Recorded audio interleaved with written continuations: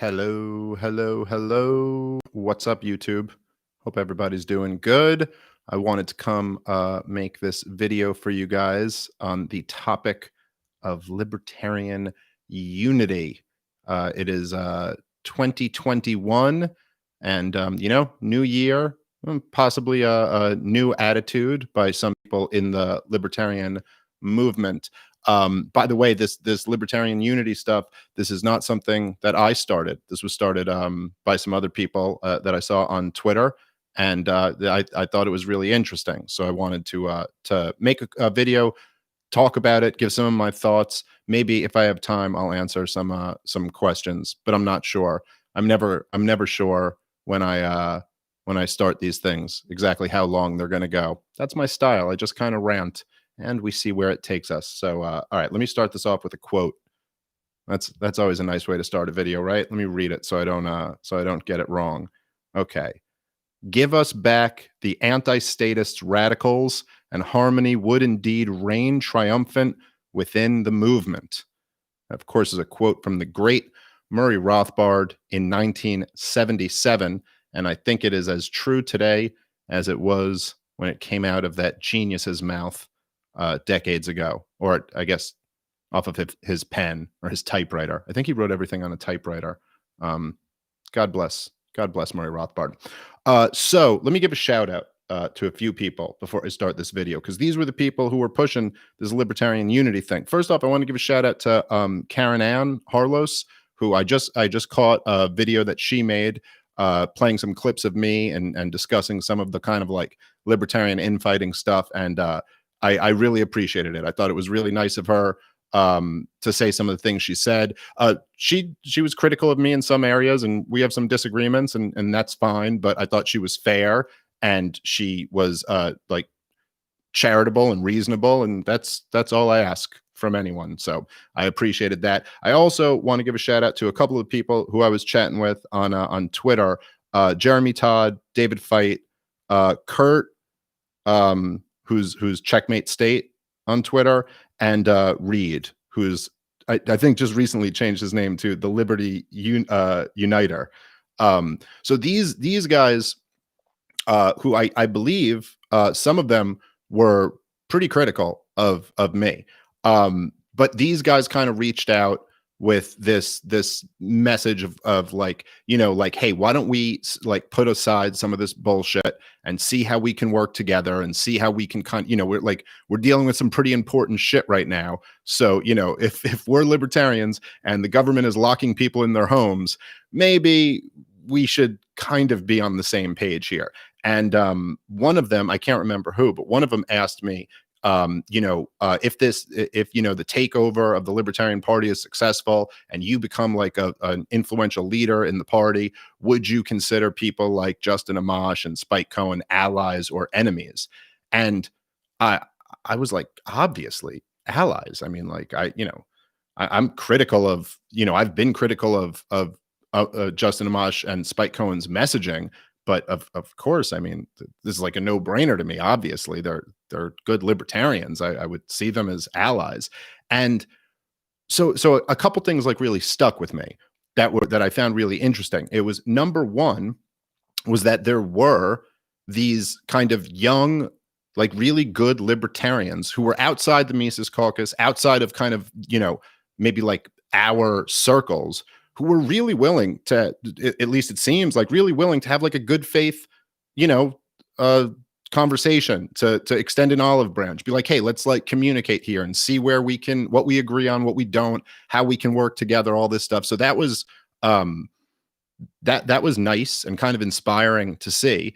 And the other thing that really stuck out to me was that they were, at least it seemed like they were surprised that I was on board with that. Which like that really stuck with me. Like how would this not be obvious? Of course I'd be on board with that. And in thinking about that, I've realized, like, certainly at least that is at least partially my fault. If you've got the impression of me that I wouldn't want to work with other libertarians, I wouldn't want to be allies with other good libertarians just because maybe we have one or two little disagreements or something like that, then you certainly have the wrong perception of me, but that's got to be at least partially my fault. Um, when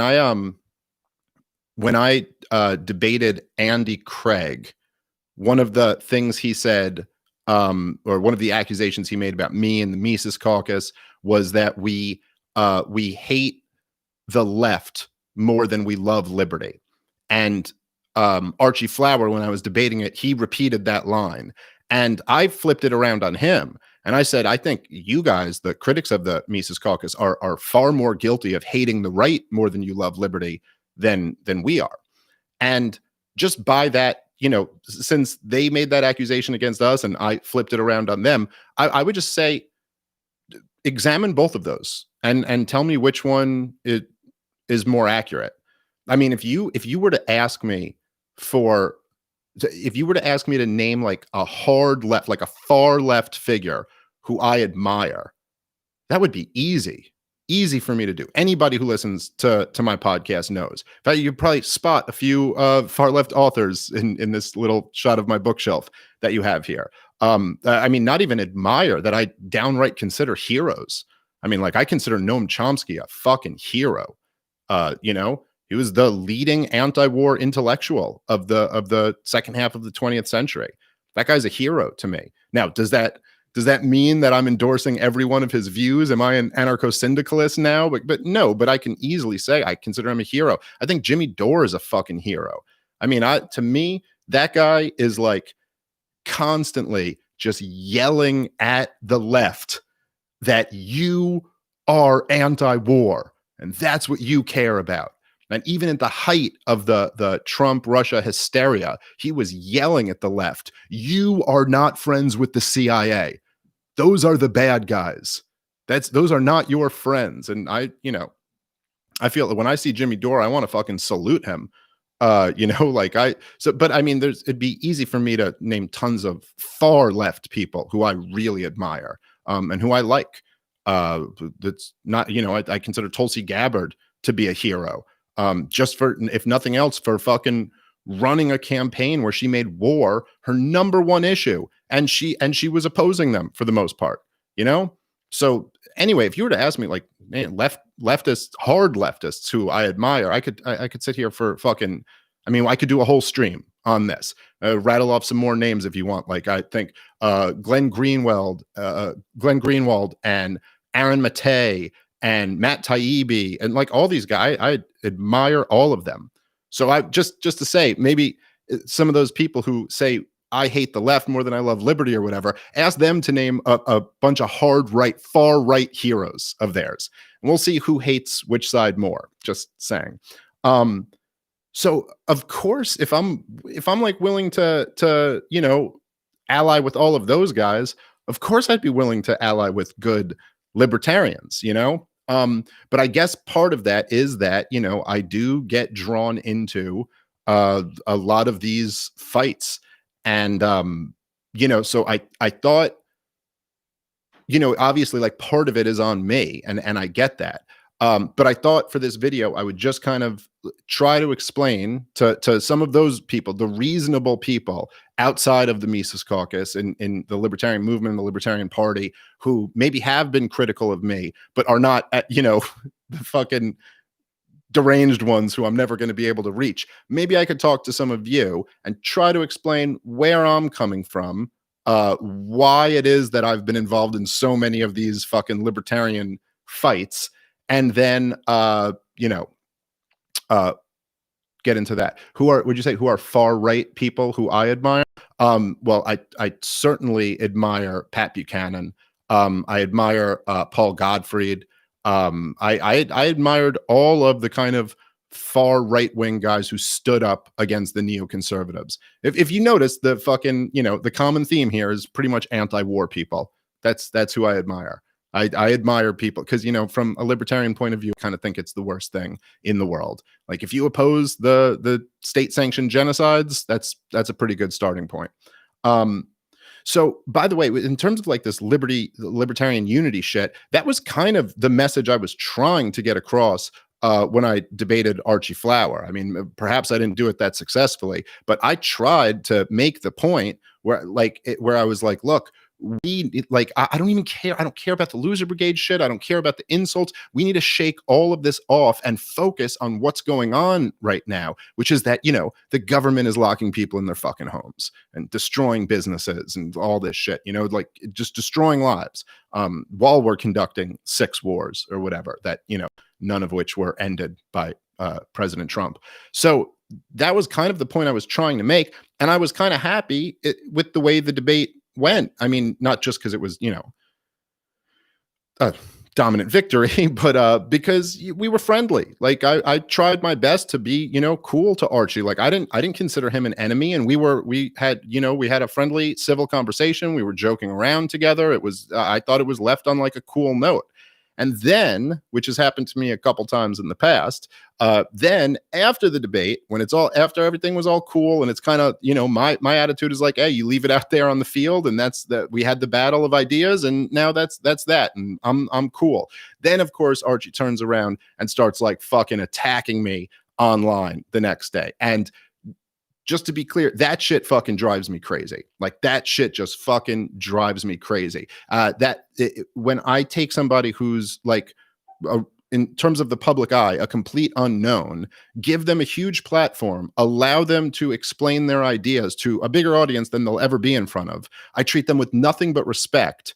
They're the same to me, and then they leave and start launching attacks online. To me, that feels like I put my hand out to shake your hand and you slap me across the face. And I don't know what you do if you put your hand out to shake someone's hand and they slap you across the face. But to me, where I'm from, that's like, okay, now we're fighting. So let's fucking do it. That's who I am. That's my attitude. And that's just how I roll. But I will say I understand where people from the outside looking at that are like, oh shit, it's like all this fucking drama and you're always fighting with somebody online. But to me, to me, that is what Archie did is like bitch shit. That's just how I feel. And I'll leave it alone. I won't go back and forth with them anymore after this. That's fine. But I'm just trying to make it clear to you guys where I'm coming from on that stuff. So, if again, like that's just, to me, that's not how men act. But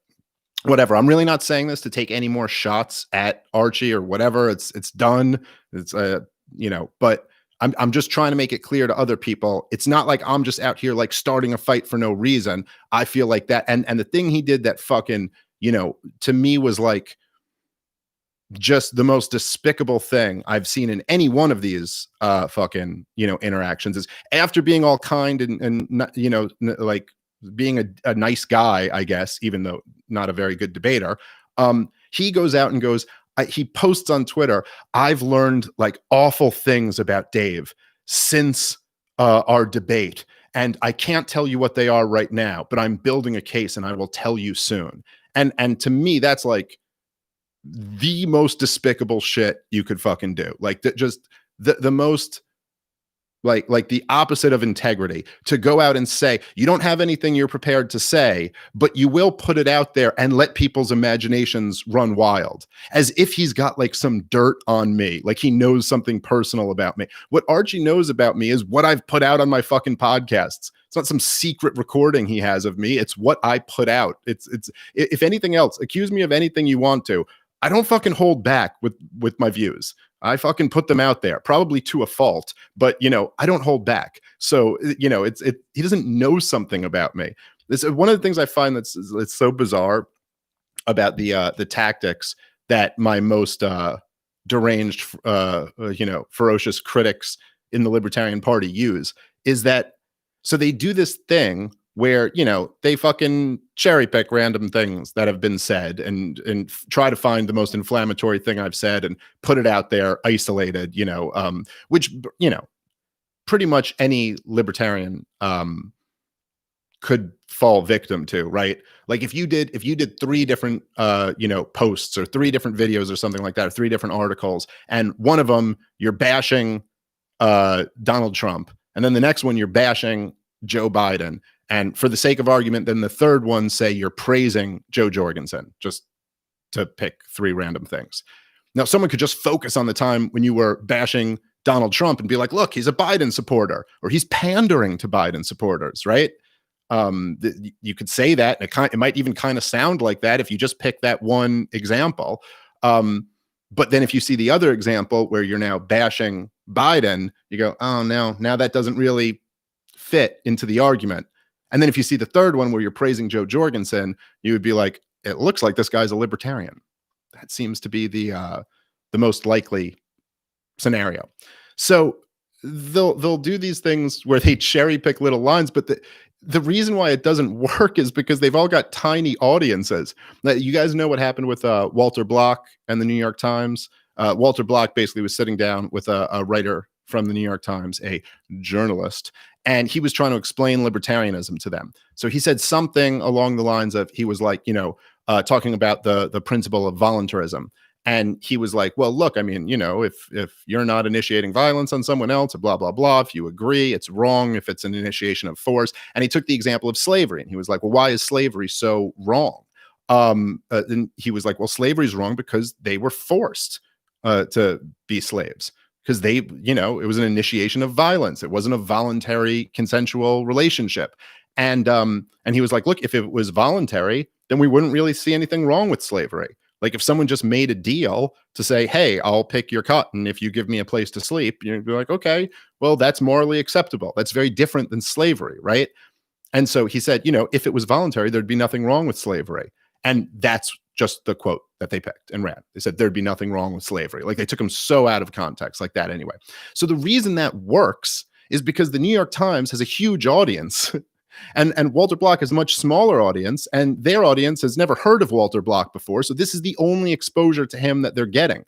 But the problem is that my critics will take this shit, but their whole audience knows who I am. So it's, I put it out there to like fucking 100,000 people, and then they put it out there to an extra 20 people.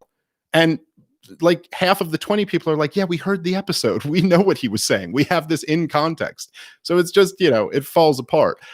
So anyway, this is Archie's master plan, is to put out what I've already put out to a much bigger audience, to a much smaller audience. Anyway, it just seems silly.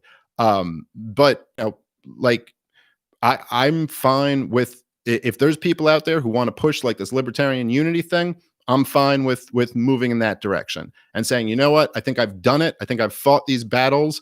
I've been willing. You could criticize me for whatever you want to. Another thing that fucking drove me crazy about Archie was that he accused me of refusing to engage with him when he was asking me.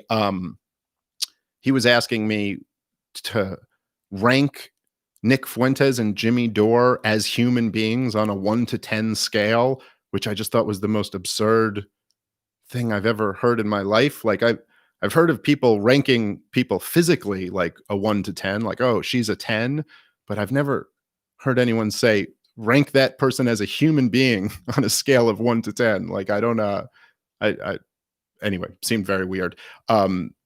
So anyway, he accused me of refusing to engage, and it's like, God damn it, dude. I debated you for an hour and a half. I've gone back and forth with you on Twitter for a few days after it. How could anybody in the Libertarian Party accuse me of refusing to engage? I've debated pretty much all of my fucking critics in the Libertarian Party. And if I fucking beat every one of them, I mean, like, this is just so, anyway, this just seems so fucking absurd to me. But, so, I mean, I remember, and I've talked about this before, but I lost a debate to Sam Cedar, and it was years ago. And I just didn't do a great job. I was a little bit green, and I didn't do great. I didn't do as bad as Archie Flower, but I didn't do great, and I lost it. And most people thought I lost it. Not everyone. A lot of libertarians are still like, no, I think you won that, but they're wrong. I didn't. I lost it. And there were lots of things I could have said that I didn't. And listening back to it was kind of painful. And, it was like, oh, fuck, I should have said this, should have said that. You live and you learn. But I don't know. I had a tiny following at the time. And Sam Cedar had a really big following. And he gave me a platform. And, he gave me a shot. I could have fucking won it, but I didn't. And so you go, okay, that's that. What I didn't do is turn around and start launching attacks on Sam Cedar, bringing up a whole bunch of new things that I didn't mention in the debate, and then accusing him of refusing to engage. I mean, I don't understand how any grown man could have this attitude. So anyway, this is why, you know, I got drawn into that fight. And in terms of other fights, it's almost always if somebody's going after my friends or going after me in a way that I just feel like is dishonest and unfair. And if that's the case, then I've always had the attitude of like, okay, let's fucking go. Like, I don't know. I think, there's value in having a bunch of sensitive men in the libertarian community, but there's also value in having some fighters. And I think that's what I represent. And those are a lot of the people that I like to fucking bring in. Anyway, the fact that now I see these people out there like, hey, let's not focus on this. Let's try to unify. Let's try to see, have an honest conversation and all this. That's encouraging to me. And what I'm willing to do is I'll say, start of a new year, all this shit. Going forward, I'm going to try to disengage from all of these stupid fights. To be honest, from my perspective, the battle's already been won. I took on so many of them. I've debated a lot of them. Everybody can go see for themselves what happens when they get their shot. And so I'm fine with that. I'm not completely closed off to the idea of doing another debate or something like that, but it would have to be someone like on a higher level. There's someone who's more prepared to come in and argue their points. I don't want to debate someone like Archie again, where he loses the debate before I even speak, and it's just kind of feels like this fight shouldn't even be happening. So anyway, that's how I feel. That's what I'd recommend to other people too. Just disengage from those guys who are just fucking toxic. It's not, if they haven't been convinced after every one of their points has been smacked down so thoroughly, then at this point, they're just not honest actors. And the thing with Archie, honestly, is that it's like with all these guys, he painted himself into a hilarious corner, which is what happened, is that all of their arguments are so absurd that it's like, it basically relies around, it relies on, well, you've had conversations with people who we deem to be no people, and you've been too friendly to them. But the problem with that is then, and this is what Archie even said as much, is that then after his debate with me, he was getting shit from that corner who's like, wait, but you were friendly with Dave. So if it's transferable from bad people to me, then it should be transferable to you too. And now by your own hilarious logic, you're a bad person. So he had to come out swinging to prove that he's not one of the toxic people. Anyway, this whole thing is also silly. And truthfully, and this is certainly partially my fault, what got lost in all of this after I fucking got pissed off because I didn't like the way he was acting was the point that I was trying to make immediately, originally rather, in the debate, which is that there's just too much fucking important shit going on right now for us to be caught up in all of this nonsense. This is just, we gotta be together and try to deal with shit that really fucking matters. Because there's a lot of it right now. And so I appreciate that some of these people kind of brought me back to where I was originally. So that's my thing going forward in 2021. I'm not going to give a big platform to these fucking people who are being shitty and don't have arguments and all that. I'm going to try my best to give big platforms to some of these more reasonable voices who are good, young, radical libertarians. That's what I'm all about. I'm fine with the Libertarian Unity idea. I think that's a cool idea. Now, I'll say this, right? From my perspective, this is how I'm going to look at it moving forward in 2021. No matter who you are, no matter what you've said about me in the past, no matter what you've done in the past, it's water under the bridge to me. Everybody is forgiven, including the most deranged critics. You're all forgiven. I don't care. I don't expect the same in return from those guys. But for me, I'm letting it all go. I'm moving on. I don't care. You can have whatever feelings you have about me. I harbor no ill will. I'm over it. That's the attitude I'm going to have, and I'm going to try my best to avoid the negativity and focus on the good libertarians that are out there. Get as many of them on board as I possibly can. That's my goal. That's what I'm going to try to do. I think there are a lot. The truth is that the reasonable people do far outnumber the unreasonable people in the Libertarian Party and in the Libertarian movement. And so that's what I think people should focus on, is working with those people and seeing what we can do to agree. Let me just say, because there's been some people who have kind of brought this up. I've never, and when I talk about the fucking takeover, which is fucking happening, this is, believe me, if you don't believe in it now, by the end of this year, you're going to be like, oh yeah, no, we know what he was talking about. I don't want to purge anybody out of the Libertarian Party. That's never been my thing. My thing is bringing people in to the Liberty movement and to the Libertarian Party, and I've done pretty damn good job of that. That's what I do. I bring people in. I don't want to purge anybody. I don't even want to purge fucking Bill Weld from the Libertarian Party. If Bill Weld wanted to come join the Libertarian Party, I'd be fine with that. He can't be the fucking nominee. That's for damn sure. And I feel the same way about fucking Lincoln Chafee. You know, if he wants to be a libertarian, that's fucking great. He shouldn't be the standard bearer. He shouldn't be the fucking leader because he's not really a libertarian. But if he wants to come, I'll be happy to fucking loan him some Murray Rothbard books if he wants to get to reading and figure out what we're all about, you know? So that would be fine by me.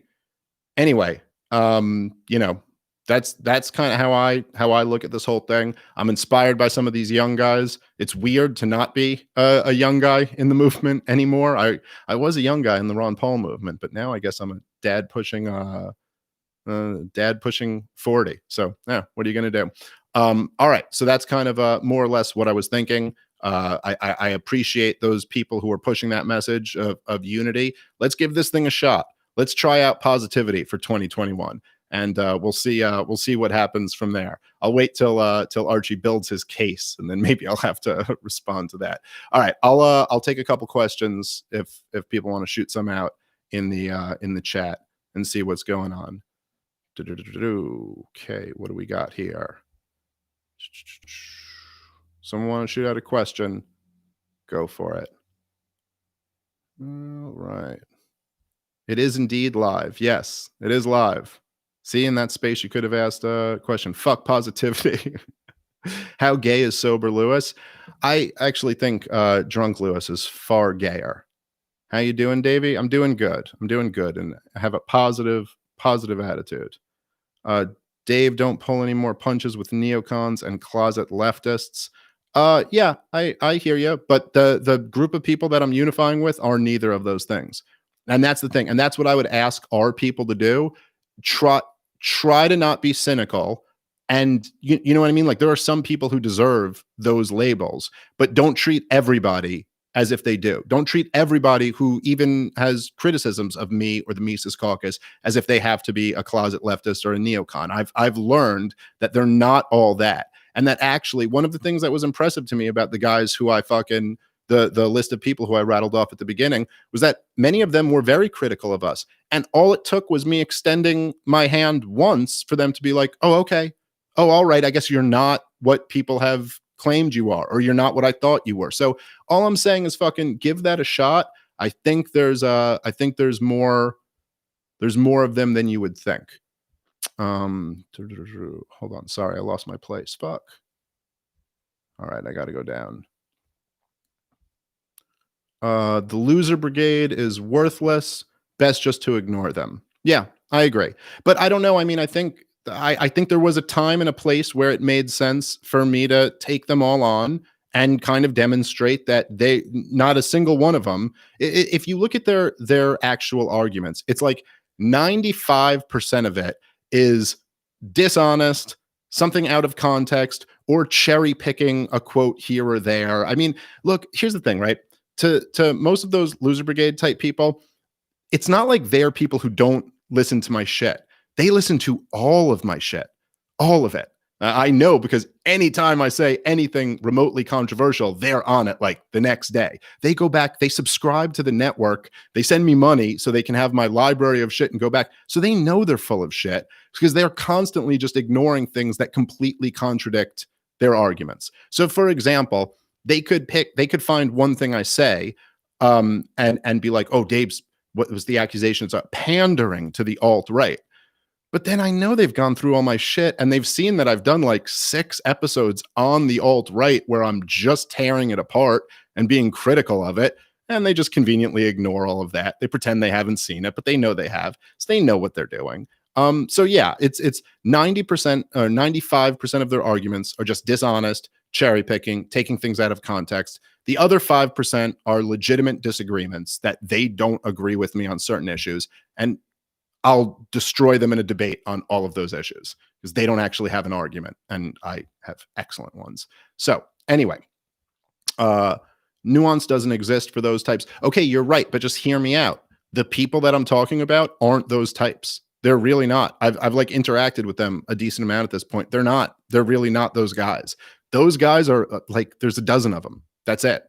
There's a lot more like genuine, decent people who may have some disagreements with us, but agree with a lot more than they disagree with.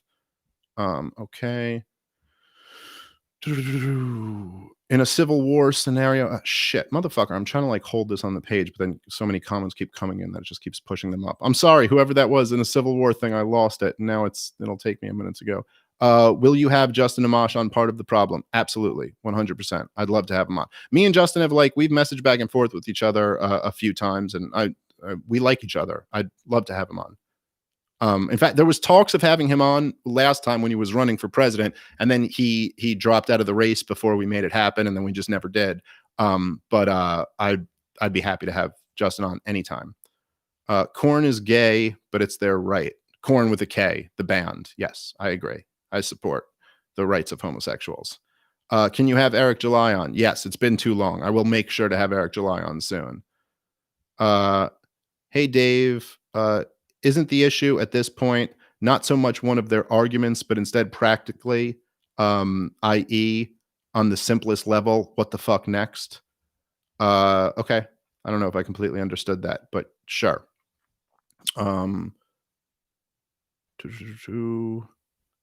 There's literally a clique of freaks and weirdos in the Beltway trying to make everyone scared of the Mises Caucus. It's not your fault. They think you're purging.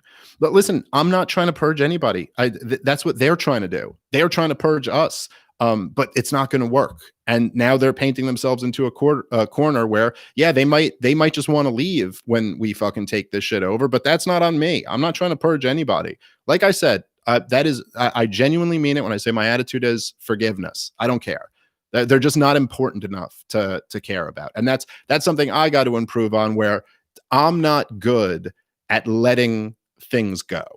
That you know, it's like if someone's coming at me with a bullshit argument, I'm like, well, I'm going to smash this bullshit argument. But after smashing so many of them and they just keep coming back with the same bullshit, you know, you start to realize this is just what they're doing. And so I don't care. It's irrelevant. I'm not trying to purge them, and they're incapable of purging me. So who cares? And the other thing, by the way, that I've also kind of noticed is that when these guys, this group that I shouted out earlier, they kind of extended an olive branch to me, I was more than happy to take it. And then the effect of that is then you have these types coming in and they're like, no, don't agree with him, you know, because he said, you know, some Facebook comments in 3 months ago said this or that, and they're exposed as the pet ones. I mean, this was like, you know, like the thing I'm going to focus on now is making powerful alliances, being on board with good people who may not agree with me on 100% of things, but like, that's fine. You don't have to. I'm only right about 99% of things anyway. So, you know, but I'm going to make powerful alliances with anybody who's willing to within the movement and within the party.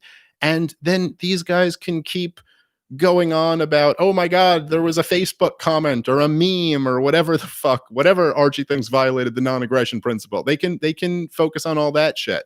And then all of the people looking on, you can make a choice now. Do you want to be a part of something awesome where we're working together, where we may not agree on everything? Some people might culturally lean left, some people might culturally lean right, but you know what? We're all together that the state shouldn't be forcing people to be culturally left or culturally right. We're all together that we need to end the lockdowns, end the wars, end the Fed, end the banker bailouts, end the corporate bailouts, like just that. Just those things. If we can agree on all of those, that's important enough to put anything else aside. Do you want to be a part of something that's awesome, that's growing, that's taking over the Libertarian Party, that's putting forth true, pure, like libertarianism, that's changing people's lives? Do you want to be a part of that? Or do you want to be a part of this group with 12 socially awkward, people who are self-appointed hall monitor tattletales who read through Facebook comments to get outraged about one? That's your choice. Which group would you like to be a part of? Does one of those sound pretty awesome and the other one sound incredibly lame? Okay, so that's the new fucking strategy. Fuck debating these guys and smashing them and taking on their arguments. They know they're being dishonest anyway. So that's it. All right, what else do we have here? Okay, Dave, make sure the next presidential candidate you put up is a black trans woman. Obviously, they're the backbone of this country. All right, ever thought about making your own branch of the Libertarian Party since the LP really dropped the ball on this election? No, I'm just going to take over the whole party. I think that's even better. But yeah, the Mises Caucus, that's my branch. That's who I represent. It's like, that's my caucus. I don't mean like mine, like I own it, but that's the one that I represent. But that doesn't mean I'm not willing to work with anybody else who's a good libertarian also.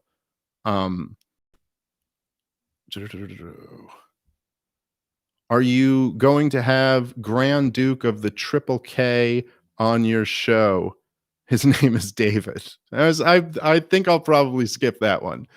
Probably not. Although who the fuck knows? Never say never. Joey Diaz on Part of the Problem. Fuck yeah. I mean, I would do that in a second, but I think he'll just try to get me high. I haven't smoked weed in a long time. I don't think I could handle a podcast with Joey Diaz. When will you and Malice debate? We still got to work that out. Haven't figured out the exact details yet. But we'll do something. All right. If spreading the liberty message is the goal, why not consolidate as much power as possible within the GOP? The number of disenfranchised will be much higher there. Lead by Ron Paul's example. All love. I'm thinking about, I think I'm setting up a debate on that very topic right now. So let me just save for that. But I think that's going to be my next Lions of Liberty debate, is going to be on whether libertarians should join the Republican Party or the Libertarian Party. So I'll jump into that in a more comprehensive manner. Okay, what do we got here? I'll do a couple more questions and then I got to run.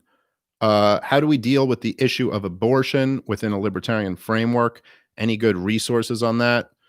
I mean, Ron Paul had a chapter on abortion in his book Liberty Defined that I thought was pretty damn great. I don't know. I can't think of any other any books on it offhand. ANCAP party. No, fuck it. See, the ANCAP party thing is missing the point. This is why I started with that Rothbard quote. You got to go read "Do You Hate the State" by Murray Rothbard. That's what it's all about. I'm happy to partner up with radical minarchists. That's fine. The anti-state radicals. Maybe I'll read that quote again at the end. Such a goddamn good quote. By the way, it's one of the best pieces Murray Rothbard ever put out. "Do You Hate the State" by Murray Rothbard. Go read that. Can you join the LP and still vote in duopoly primaries? I believe that depends on the state that you're in. I think in most states you can. In New York, you can't. In New York, they had closed primaries. So I don't know. It depends on the state you live in, I believe, whether they have open or closed primaries. After Ross Perot, it appears that no third party will ever have a chance at winning any elections. Do you see a realistic fix for that? Yeah, I just reject the premise. I mean, fucking Donald Trump won, and I know you can say he was within the Republican Party, but I don't know. Dude, we got a lot of things at our disposal now. We got the fucking internet, we got social media, got huge fucking podcasts. I mean, I don't believe that you can't win being outside of the major two parties. And just because the Libertarian Party in this last presidential run didn't utilize any of those tools doesn't mean it can't be done. So anyway, that's it. You know what? I'm gonna run, but I'm gonna read that fucking Rothbard quote one more time because goddamn, it is so good. Give us back the anti-statist radicals, and harmony would indeed reign triumphant within the movement. It's true in 1977, and it's true today. Libertarian unity. Let's do this shit. Peace, bitches.